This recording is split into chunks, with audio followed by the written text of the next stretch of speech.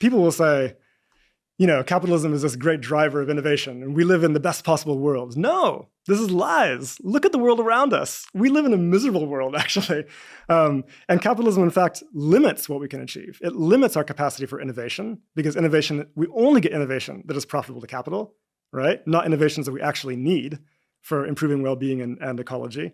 And it limits what we can actually do with our labor. We know what we need to be doing, building the houses, building the renewable energy systems, building the public transit, but we are not permitted to do those things, even though we have the capacity to do it, because we don't have control over our productive capacities. This is crazy.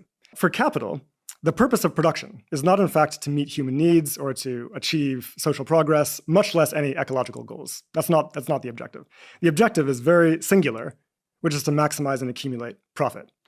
Now, this leads to, as a result, perverse forms of production, right? So capital makes massive investments in producing things that are profitable to capital, things like SUVs and fast fashion and mansions and private jets and the military-industrial complex, right?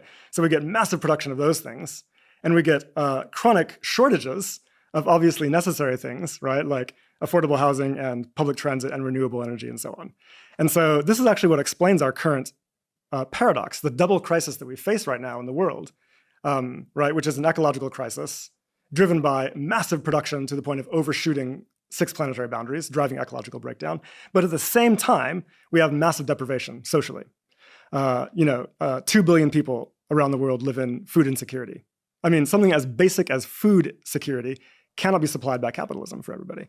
5 billion people, lack access to necessary healthcare, right? And this is obviously mostly in the periphery of the world system, but it's true also in the imperial core, in the high-income nations themselves, where I was just looking at data on this recently, actually. 100 million people in the USA and Europe live in food insecurity.